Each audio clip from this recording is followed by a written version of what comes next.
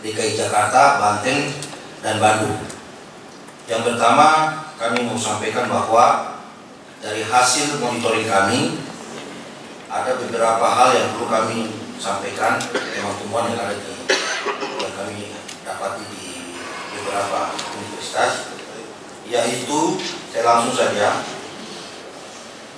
yang pelaksanaan bantuan yang diberikan pada dasarnya kami temui di lapangan mahasiswanya ada, tapi ada beberapa persoalan yang kita dapati, yaitu kampus-kampus yang kita datangi, yaitu kampus Universitas Indonesia DKI Jakarta, Universitas 721-45 DKI Jakarta, Universitas Kristen Indonesia DKI Jakarta, Institut Kesehatan Hermina DKI Jakarta, Universitas Trisakti DKI Jakarta, Universitas Pelita Harapan Banten, dan Universitas Kristen Manata Bandung.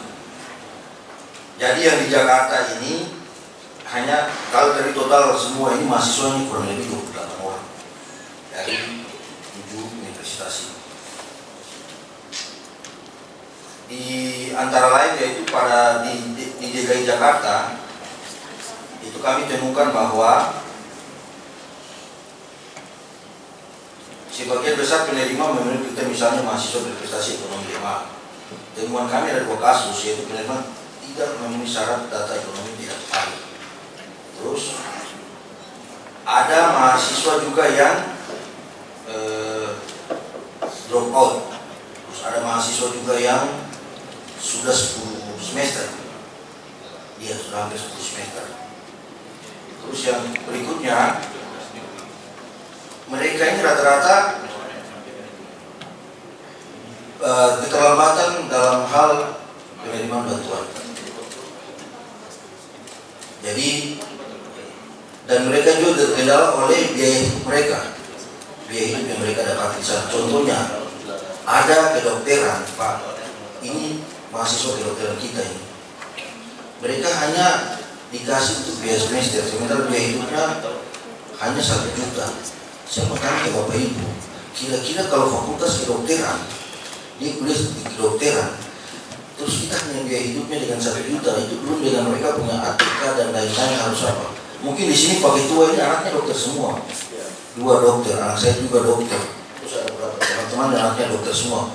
Saya mau sampaikan di sini Pak, kami saja, anak-anaknya kami yang tiap hari kami biaya itu hampir tiap minggu mereka minta uang untuk kebutuhan mereka, kegiatan kampus mereka, apalagi kalau anak-anak kita, terutamanya anak-anak Pak. Kira-kira cukupkah tidak dengan hal seperti itu? Maka itu menjadi bahan koreksi buat kita. Dan rata-rata sebagian besar ini adalah mereka di bidang kesehatan. Itu yang kedua. Yang ketiga, kami berharap juga untuk teman-teman dinas pendidikan, kalau bisa untuk fungsi pengawasan dari dinas sendiri harus rutin untuk melihat mereka kondisi perkembangan pendidikan mereka. Jangan kita hanya memperhatikan mereka pada saat kita memberikan bantuan, tetapi bagaimana caranya kita berkoordinasi dengan, bila perlu kita meminta teman-teman dari universitas nomor kontak mereka, atau kan setiap 3 bulan kita adakan telekonferensi dengan pihak kampus sebagai bahan pengawasan bukti bahwa anak ini sekolah atau tidak, anak ini susah atau tidak di sana.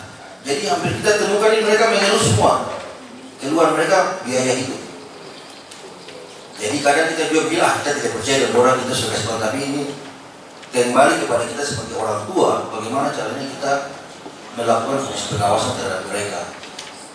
Terus selanjutnya ada beberapa kendala lagi Pak yang mungkin mereka sampaikan di kami, yaitu menyangkut, contoh kecil saya menyangkut mereka kalau mau ke kampus atau mereka punya kebutuhan, yaitu komputer. Mereka kan harus sewa, mereka harus rental. Sementara Bapak Ibu tahu bahwa ini anak-anak ini kan cuma berapa, 30 ke 28 orang saja. Masa dengan dana otsus yang begitu besar, kita tidak bisa memberikan laptop kepada mereka. Dananya cukup besar otsus kita ini Pak. Kalau untuk DKI, Banten dengan Bandung yang ada di data kami ini kan cuma sekitar 28 orang. Kita yang aktif-aktif kayak di kedokteran minimal kita bisa berikan mereka laptop dan dana otsus itu. Berapa sih harga laptop itu untuk anak-anak ini. Jadi ini yang kita ini kan yang ada data yang kita dapat dari dinas pendidikan yang kita jalani. Mungkin yang selanjutnya nanti mungkin diperhatikan Pak. Masalahnya mereka mengeluh Pak, kita fotokopi, kita begini, kita harus sewa lagi, rental untuk ini.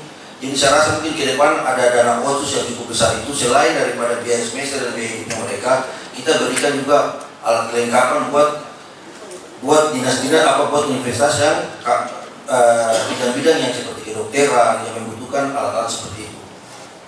Anak-anak ini kedokteran cukup bagus, mereka punya ini sudah komunikasi, punya belajar sudah bagus, tergantung pengawasan kita saja. Jadi mungkin ada kekurangan itu nanti bisa dibenahi oleh datanya, nanti kami berikan ke dinas pendidikan yang sudah berapa semester mereka di kampus-kampus mana, nanti kita akan berikan.